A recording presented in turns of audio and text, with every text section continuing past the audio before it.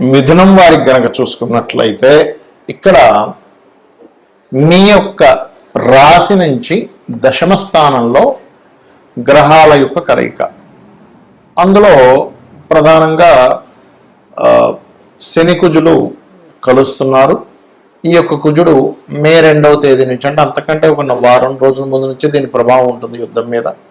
అయితే మే 2వ తేదీ నుంచి ఏప్రిల్ 2వ తేదీ నుంచి మే 2వ తేదీ వరకు, ఏప్రిల్ 2 నుంచి మే 12వ తేదీ వరకు, అంటే దాదాపుగా ఒక 40-45 రోజుల పాటు ఉంటాడు అక్కడ.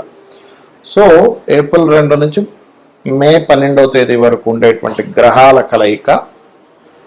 దాంతోపాటు ముందుగా ఒక ఏప్రిల్ 14వ తేదీ వరకు ఈ 2 గ్రహాలతో పాటు రవి యొక్క ప్రభావము, ఒక 2-3 రోజులు ఈ 3 గ్రహాలతో బుధుడు యొక్క ప్రభావం కూడా ఉంటుంది అక్కడ.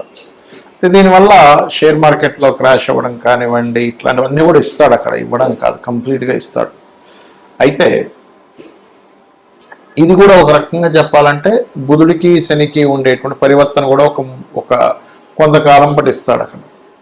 మరి దీని యొక్క ప్రభావం ఎలా ఉండబోతుంది, ఎటువంటి ఫలితాలు జరగనున్నాయి అనేటువంటి అంశాలు చెప్తుంది నేనైనప్పటికీ చెప్పిస్తుంది సాక్షాత్ లలితా అమ్మవారిగా భావిస్తూ, ఆ లలితాంబిక అమ్మవారి యొక్క అనుగ్రహం మీకు పరిపూర్ణంగా కలగాలని మనస్ఫూర్తిగా కోరుకుంటూ, ఇక్కడ ఎప్పుడైతే దశమ స్థానంలో క్రూర గ్రహాల యొక్క కలయిక ఉంటుందో ఇది ఒక రకమైన లాభాన్ని కూడా ఇస్తుందండి. ఏమిటది? ఉద్యోగంలో చేస్తున్నటువంటి ఉద్యోగంలో ఒక మంచి స్టేజ్కి వెళ్ళడం ఇస్తుంది.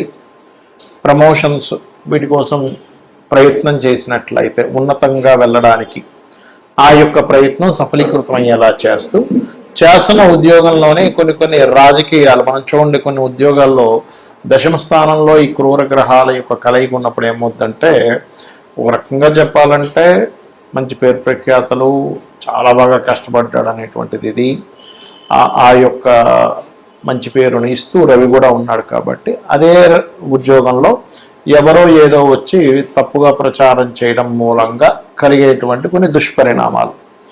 కాబట్టి ఒక్కసారి మీరు కొన్నిసార్లు ఏమవుతుంటుందంటే, నేను కొంతమంది జాతకాలు చూసినప్పుడు జరిగిన అనుభవాన్ని చెప్తున్నా. ఒక్కొక్కసారి ఆ ఉద్యోగి ఆ యొక్క ఉద్యోగం నుంచి మానేయాలని అసలు అనుకోడు, అలాగే ఆ యాజమాన్యం కూడా తీసేయాలని అనుకోదు.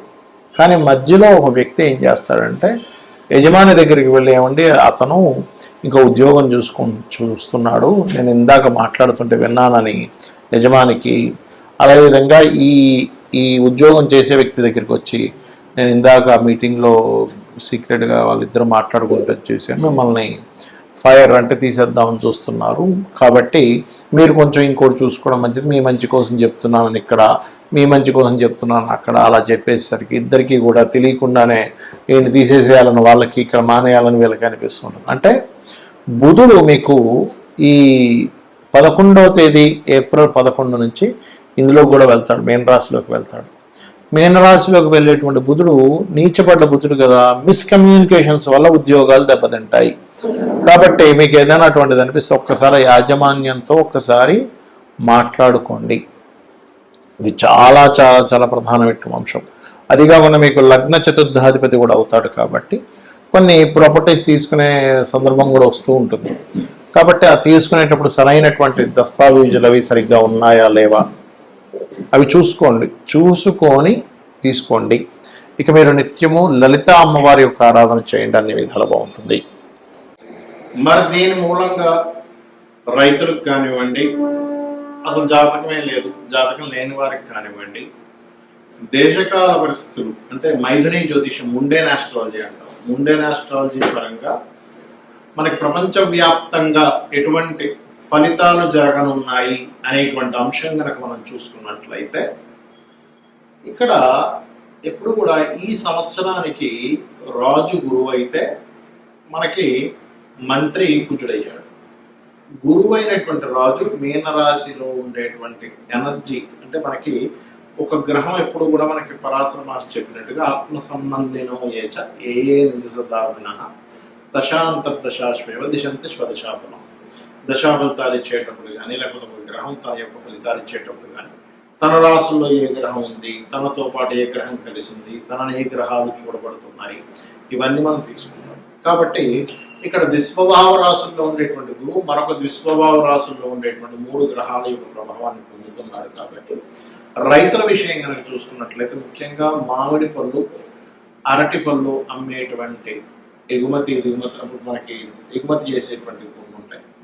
ఇటువంటివి ఈ పంటలు పండించేటువంటి రైతులు కాస్త ముందుగానే వర్షాలు పడబోతున్నాయి, అనవసరంగా పండు ఏదైనా మనకి దెబ్బతింటుంది. ఇప్పుడు ఏంటంటే వడగళ్ళ వానలు, విపరీతమైన వర్షాలు, లేకపోతే విపరీతమైన గాలులు, ఎండాకాలంలో విపరీతమైన వర్షాలు పడతాయి. చూడండి, గుర్తుపెట్టుకోండి. ఎప్పటి నుంచి అంటే మే 1-2 తేదీల నుంచి కుజుడు మారుతున్నాడు. కాబట్టి దానికంటే ముందు నుంచి ఒక వారం ముందు నుంచి దాని ప్రభావం ఉంటుంది. మార్చి 26 నుంచే ఉంటుంది. కాకపోతే అక్కడి నుంచి ఇంకా పెరుగుతుంది అన్నమాట, పెరగడం అనేటువంటి జరుగుతుంది.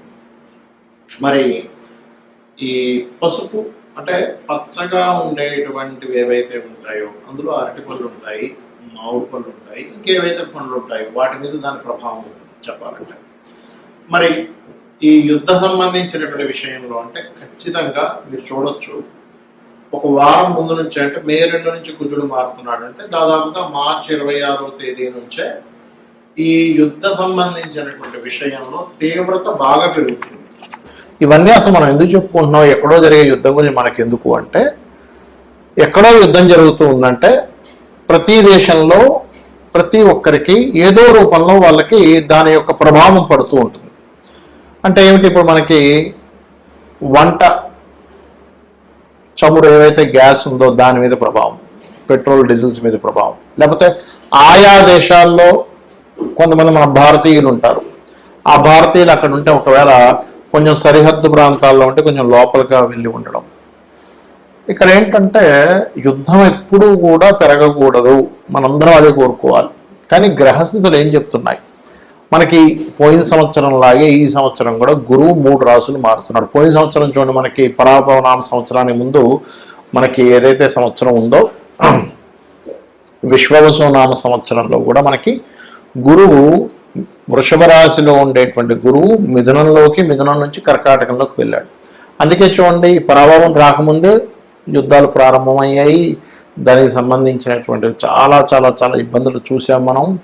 మరలా పరాభవనామ సంవత్సరంలో కూడా 3 రాసులు మారుతున్నాడు గురువు. అంటే కర్కాటకంలోకి వచ్చేసిన గురువు మిథునంలోకి వెళ్ళిపోయాడు. మిథునం నుంచి మరలా 3 రాసులు అంటే మిథునము, కర్కాటకము, సింహం, ఇలా 3 రాసులు మారడము, 3 సార్లు పంచగ్రహ కూటమి కలయిక, ఇవన్నీ ఏం చెప్తున్నాయి, ఇజ్రాయెల్లో ఇప్పుడు ఉండేటువంటి విపరీతమైన కాకుల యొక్క దాడి, ఇవన్నీ ఏం చెప్తున్నాయంటే ఇస్లాం కంట్రీస్ ఏవైతే ఉంటాయో అక్కడ ఉండేటువంటి దేశాలకి చాలా చాలా చాలా యుద్ధము యొక్క సంబంధించినటువంటి విషయం చాలా తీవ్ర స్థాయికి వెళ్ళనుంది.